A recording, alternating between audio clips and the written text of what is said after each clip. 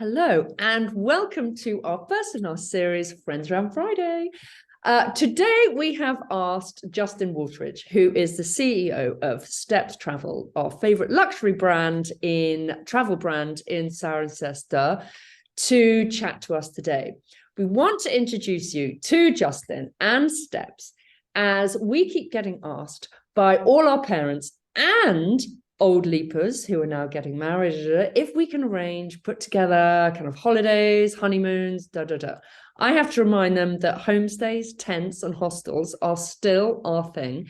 And I politely steer them to Steps, who can guarantee the coolest eco-lodges, guides who are going to appear at the right moment, and inventive activities like goat herding or beekeeping in Jordan. So, with Steps, you can still guarantee the old-fashioned, top-notch customer care, a team who encourage you to be more curious. And through them, you will still directly support grassroots community and conservation projects, which, as you know, is what the Leap is all about. So our company missions are perfectly aligned. I keep telling Justin that we should join forces on a more official basis, but I don't know why. You're still so hesitant, Justin. Come on.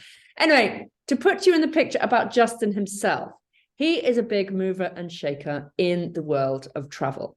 He has helped spearhead the whole war on single-use plastic, and his own travel curiosity has helped open up random destinations. I've just been talking to him about the one in Eastern Turkey, which is sadly, which has had that terrible incident this week. And but through him, he has guided people all over the world to random places and opened up many, many new opportunities worldwide. So, Justin, what we want to pick your brains about today is, with our Leap customer in mind, our typical Leap family, okay? They want to go off-grid, they want to contribute, and they want to be challenged, but they don't want the hostel style living is what we do. They want your style of accommodation. So where would you suggest they go? Starting short haul. Go short haul. Well, you want to go really off beaten track, then go dog sledding in Spitsbergen. It's an amazing experience for all the family. You fly up to Oslo, and then from Oslo to Longyearbyen, which is on Spitsbergen Island, and you can take out the dogs, and you can go camping. You can go stay. There's a schooner that when the sea ice freezes, you stay on board that. That's an amazing experience. A little bit sort of very offbeat. Or somewhere like the Balkans. I think the Balkans are a wonderful part of the world, sort of from Croatia, where you've got a lot of Roman temples, Roman influence. So you've got the old sites. Then you go into sort of Bosnia, you've got Srebrenica, Sarajevo, into Serbia, and then Montenegro is an absolute delight. Up in the mountains, you can go rafting, you go biking, e-biking, walking, and then come down to the coast at the end. So the Balkans is actually where I'm going this summer with my family. Is it? And we're driving around for a couple of weeks. So I've got the adventure, I've got the relaxation R&R at the end. How can you contribute? In lots of different ways. So with certainly from a wildlife conservation way, the organizations that we'll work with out there will all, and you can go and sort of the bears there as well. You can go and see the bears and sort of again how they're trying to protect the biodiversity. Another great place that I was there in September last year is in Romania. And again, you mentioned beekeeping. Well, I think you did one before we came online. There's great beekeeping projects there, and the meadows there have not been haven't had chemicals on them, so they're just amazing wildflowers. And then again with the Carpathian project, you can go out and go and see bears, and it's all about sort of protecting the biodiversity. So for me, really? Okay, so for me, climate change is a big thing, and we're trying to do lots to sort of mitigate our carbon footprint and indeed make sure that our travels have a positive impact. But for me, the protection of biodiversity is the key thing that we need to, and you're talking about working with local communities, and it's supporting local communities to ensure that the biodiversity remains intact. So the bears, they're in Romania. Let's just focus in. So you would fly. So give me that, because I'm now kind of ears pricked up, thinking I haven't sorted my family holiday. So you would fly into Give me the itinerary. You can either fly into Bucharest, or you fly in further north. There's a couple of direct flights with some of the budget airlines up into the north. Anyway, I flew into Bucharest and then drove a couple of hours up north into Transylvania. And there's these great little sort of Saxon towns, Saxon villages, very medieval. And as I said, there's this great sort of experience where you're out and about in the woods. And again, we went e-biking with a wonderful guy in his company, and just absolutely amazing. The scenery, it was just great, really great. Really? Okay. And how many? So these bears, are they? So that they're being protected now, so that clearly they'll be increasing in their number. And so, what's the kind of proximity from the kind of living in the wild to habitation and the risk? So how are they kind of mitigating that danger?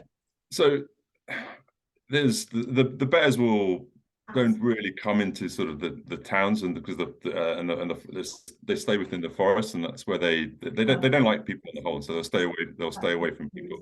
Yes, in Abruzzo in Italy, sometimes they come into towns. There has been footage of it, but on the whole, there isn't this sort of human wildlife conflict there. So it works, and as I said, the areas are protected.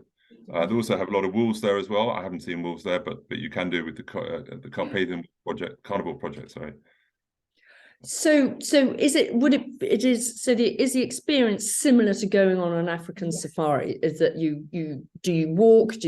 Are you in a vehicle to see them? So we drove for about, I don't know, 20 minutes or so into the forest, and then we had to walk very quietly to a hide, and then you sit in the hide, and you sit and you wait and watch, and invariably sort of they came round and sort of walking past the hide and in front of you. So in that sense, it is similar to an African safari. There are sort of camps where you can go and sit in the hide and watch the sort of the lion, the elephant, whatever may be out at that watering hole. So it's not dissimilar from that, but you're not sort of driving around as you would on a Kenyan safari. So again, because the noise of the vehicle will scare away the bear, whereas in Kenya the animals are so habituated to vehicles that it's not so much of a problem. So it is quite amazing. We spent our entire life thinking long haul, got to go and see the gorillas. We've got to go and see, the great, the elephants and or the orangutans in Kalimantan. But actually right on our doorstep, literally an EasyJet flight away, is an extraordinary kind of untouched wildlife. And so you must go and see the gorillas. That is an amazing experience. It is on my bucket list. There's something called the European Nature Trust, and so they work in Romania, they work in Abruzzo with bears there, the bears up in northern Spain, and also down in the south, lynx as well. And so yes, there is a huge amount of wildlife out there in Europe, and there's bison in Poland, etc. So there's all these animals that we don't associate, as you say, necessarily with Europe, or we don't think that are in sort of Western or sort of mainland Europe. No, grizzly bears, and you're kind of thinking cowboys and Indians, and you've got to go to the States.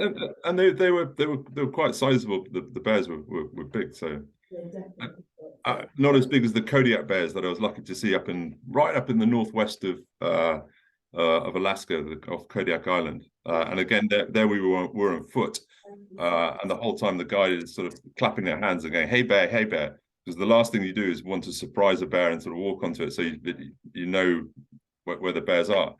But they're so concentrated and fixated on eating the salmon that you can get, again, quite close to them and certainly if you're on the bank of the river and they're down below. That was an incredible experience. But those are very big bears. Okay, what about the polar bear? Well, we're on a bear. Polar bears? Yes, polar bears in Churchill. So in September, I was in Churchill, which is up on the south of Hudson Bay, and the polar bears. So the Inuit call it the polar bear the Great Wanderer, and it's probably a better name. They call it Nanyuk, but it's because the bears aren't always on ice. Certainly, sort of in September time, they congregate at the base of Hudson Bay, waiting for the sea ice to freeze. And as soon as it freezes, they go out and they spend the winter trying to sort of looking for seals. But what happens there is in Churchill, you go out in these massive sort of buggies, these sort of tundra buggies, a cross between sort of interstellar and I don't know, some sort of safari vehicle. and you're driving around and you see the bears, but they're on the whole they're fairly stationary, because they're just biding their time, waiting for the sea ice to freeze, and out you go. Now there is a problem with human wildlife conflict, and they actually have a bear jail. So where they if a bear comes into town, and so the town of Churchill itself is maybe 1,000 inhabitants. It's not very big, but there's rules there that nobody locks their car, because if a bear comes into town, you've got to get into that car pretty quickly or whatever. So if you're walking along the street and a bear comes in, and they do have a bear jail, there's sort of sirens go off if a bear comes into town. Yeah, and what does the bear jail look like? Literally, it's a fairly big cage, yeah, but it's a fairly stark thing. They don't feed the bear when it's in jail. They give it a hard time, because they don't want it to associate a good time there. They want it to feel so they don't starve it, but for a couple of days it's kept there, and then it's taken in a net underneath a helicopter and helicoptered out. And again, so the whole experience is quite sort of traumatic for the bear. But again, what they hope is that they associate that town with a bad experience, so they won't go back into it. God, just kind of going backwards. I kind of like your life. I want your life. So you've seen all these. So you've seen bears across the globe, all different shapes and sizes. All different shapes and sizes. Yeah, hugely lucky to do so. Yeah. Oh. That's the amazing thing about travel. It's such a great privilege. It's great experiences, and especially for families and young people. And I think that I've tried to do some of that with my own family. We don't go away every year, but we sort of have done a couple of big trips, and hopefully they're ones that will certainly stay in their memories and sort of formative experiences, etc. So what I like, what I'm kind of gleaning from it, kind of getting it kind of aligned with the kind of what the LEAP stands for, is even if you just went on a bear safari, because you're supporting the the nature wildlife European Nature Trust European Nature Trust. So you're directly supporting them, who therefore directly, it's all just a kind of happy movement of kind of funds and initiatives and everything. Everyone's aligned for. So certainly that's what we try and do. So in Indonesia, we work with the Orangutan Foundation. So Ashley Lehman, who's heads it up, and is a good friend, and we do trips with her certainly once a year. But if people go out there to Tanjung Puting National Park on a family, then again we will try and get them access to. There's a rehabilitation centre that is not open to the public because of our links with the OFI, that we can perhaps do that. And if you're in South Africa, rather than just going to the Kruger, we might try and set up so you can go rhino darting.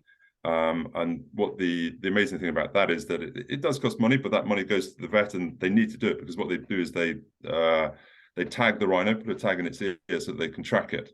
But you as a family can get involved in that experience. And when we did it with my kids were 14, 12 and 9, I think, but my eldest daughter found it she was in tears throughout, because she was just so worried whether the rhino would be able to get back up, and sort of, anyway, you've got this prehistoric beast there on the ground in front of you. And so my younger daughter had to put up an air tube up its nostril, etc., etc. It's just amazing experience. But the key is that they couldn't do that without the tourist money involvement to do that, to pay for the helicopters to come out there, to pay for the vets, etc., etc. So it's all helping in the conservation of sort of different species and animals. And so when a family comes to you and says, I just want to go on a safari, as just a matter of kind of the kind of normal kind of direction from your team, do they always encourage people to think more broadly, to get involved, to add a conservation, a community element? Yes, the key thing is they'll listen to the client and actually what the client wants. So they're not sort of proactively selling something, but they would certainly suggest something like that, and sort of either working with the community or going to have such an experience, because they know that it's so rewarding, and also it's contributing, giving back. And well, as you well know, sometimes sort of I'm not into sort of cultural voyeurism where you go to somewhere and you're looking at a indigenous tribe in that way. It's got to be on their terms, and it's got to involve the Benefit. local community. It benefits them, exactly. So. Oh, good. Right. Okay. I'm going bear hunting. I have seen the orangutans. I'll let you know in my, I went to the same place that Julia Roberts went to back in the day. Oh, a separate block, maybe. No. This was it was in Kalimantan. Okay. And I'll never forget it. I was wandering through, I'd gone on a rice barge all the way up into the jungle. And then I was just kind of tinkering with one of the guides, and this orangutan kind of came in front of me, literally spread itself out on these two trees, looked at me and just peed on me. Just like, there you go, have that. Have that. You might have trekked and been, taken you a week to get here, but that's what you get. That's your gift from me. I was like, thank you, Mr. Huge Orange Orangutan. I'll be coming back tomorrow when I'm nice and clean. So your gift to the orangutans was going there because the big problem in Kalimantan and across Borneo is deforestation and sort of palm oil plantations, and you can see it quite starkly. On one side of the river you've got palm oil, and the other you've got the forest. And by going there, you're giving the tourist revenue is helping, as I say, preserve that biodiversity, keeping that forest intact. The rangers go out there, they stop poaching, etc., etc. So it all helps. Would I be shocked? I went to the place in Kalimantan. I can't remember what the exact reserve was called. 30 years ago. Would I be shocked now if I returned to the same place? Would I literally be shocked with the deforestation? I think you would, yeah, and I think you'd also.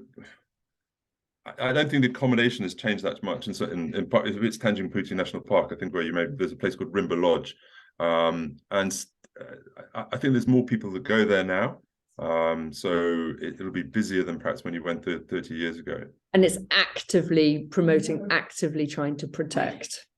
Yeah. God. So again, we work with Orangutan Foundation, and sort of where you go out and you have to take a hammock with you because you're sitting there and you're observing and you're sort of taking notes about the orangutan there. And as similar to what happened to you, the danger is that if the orangutan's over there, you've got a crick neck for looking up the whole time. It could be that it'll pee on you. So.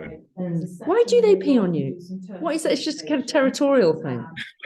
I don't know. I didn't take it personally. I went with it. I was just like, okay. I didn't retaliate. I didn't, try and beat it at its own game, which was fortunate for the guide. So what about, so we've gone kind of bears. I know we've kind of, beautifully gone off piece, kind of gone bears and the big animals. What about the little things? What about the little things in the jungle that need protecting, like like the tiny little monkeys that no one gives a monkey about? Where am I going with this? But I think that again, it's all about the guides that we have. And so for us, it's yes, where you stay is important, and that will depend on a client and I don't know their budget, what they want to do. But wherever we go, we work with the very best guides because they're the ones who I don't remember the color scheme in the room that I stayed, but I remember the guide, and they again, it was in Belize in a place called Lamanai, and with this wonderful guy called Ruben, and he just picks up a stick and he starts sort of